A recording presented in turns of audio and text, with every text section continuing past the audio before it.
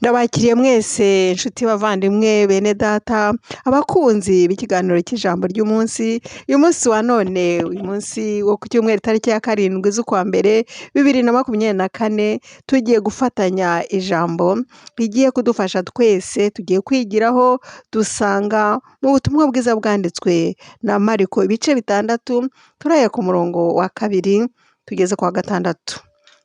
Ni ijambo ritwereka ukuntu hari ku isabato Yesu Kristo yatashye, kuko yajyaga akunda kugendagenda hirya no hino yigisha ijambo ry'Imana akiri hano ku isi. Umunsi umwe rero arataha ajya ku babyeyi be aho bari batuye, ajya kubareba ndetse aranigisha. Icyo gihe hari ku isabato rero ajya kwigisha, ajya kwigisha bahitaga mu isinagogi.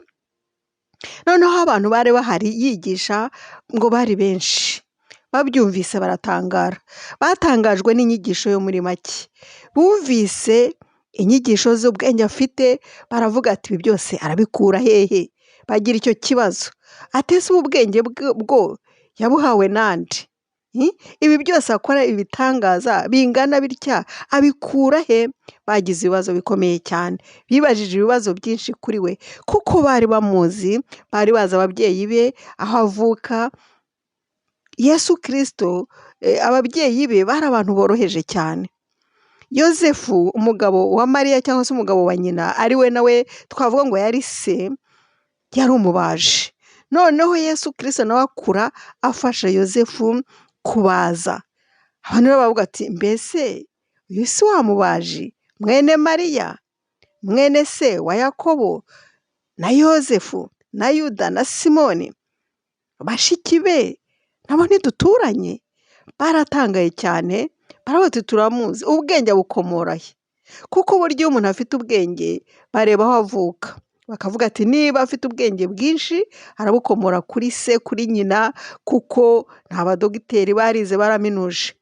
Ariko basubizaga amaso inyuma bakabona Mariya baramuzi, wenda ntiyageze no mu ishuri, ntazi no kwandika, bene nyina nuko, baravuga bati uyu muntu ubwenge yabukuye koko? Byarabashobeye, babuze kwizera barakubuze. Akigisha bakabona ibitangaza akora, gusa bagashyiraho akabazo, atarabikuraho ibi byose yabihawe nande? Ariko bahishwe ikintu gikomeye, bahishwa ko Yesu Kristo ari umwana w'Imana. Yesu Kristo yavuye mu ijuru. Nubwo nyina yari Mariya, yes, turabizi aho Yesu Kristo yaturutse, ko inda Mariya yasamye yari iy'Umwuka Wera. Bayobewe ko Yesu Kristo ari Imana ubwe. Ntabwo bamenye umugisha bafite, ntibamenye icyiza bafite muri tawuni yabo, cyangwa se mu gace kabo aho bari batuye, mu mujyi wabo tuvuge gutyo. Aho bari batuye bari bafite umugisha, ariko ntibawumenye. Bari bafite Imana hagati yabo, ntibabimenye, ahubwo bakavuga ati ibi byose abikura he? Bakamushyiraho akabazo, bituma batizera. Rero ngo nta gitangaza na kimwe cyakoretse aho ngaho, nta n'umwe wigeze anihana n'ibyaha, nta gitangaza cyahabaye nk'ahandi.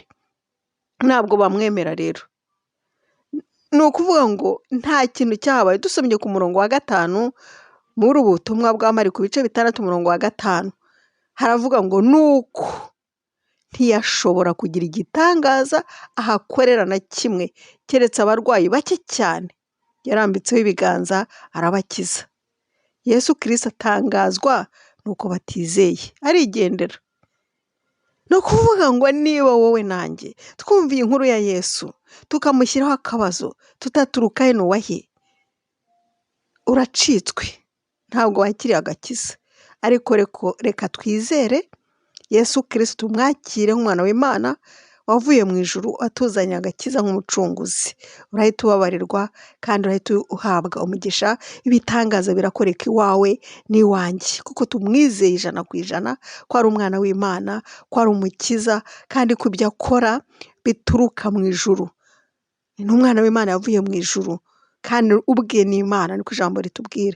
Tubyizere bene data. Niba utarabyizera uyu munsi wa none, izere. Niba utarakira agakiza uyu munsi wa none, kakire. Niba utarakira Yesu uyu munsi wa none, mwakire. Iyi niyo nkuru nziza nkuzaniye umunsi wa none. Imana ikugirire neza, reka dusenge. Mana Data, turagushimye ko waduhaye Yesu Kristo umukiza, umukiza w'ubugingo bwacu. Yatuzaniye inkuru z'agakiza, yatuzaniye ubwami bw'Imana, yatuzaniye kubabarirwa ibyaha byacu, tukakira kubabarirwa kwawe, yatuzaniye ibitangaza, atuzanira gukira. Ndagusabye rero ngo aze muri twe adukize uyu munsi wa none. Urakoze Mana, byose mbisabye mu izina rya Yesu Kristo umwami wacu, amina. Bene Data, nshuti zanjye, twari kumwe, Imana ibahe umugisha. Nagira ngo mbibutse ko mwakora subscribe cyangwa se abone ku bavuga igifaransa, ubundi musharinge inkuru nziza, musangize abandi iyi nkuru nziza y'agakiza, gutyo nabo bafashwe bakire Yesu, aze mu ngo zabo, aze mu midugudu yabo, aze mu bugingo bwabo, abakize, abakorera ibitangaza, babe bazima. Aracyari muzima, aracyakora ibikomeye. Imana ibagirire neza, tuzakomeza ubutaha. Mwari kumwe nanjye Jose Irumva, ndabakunda mwese.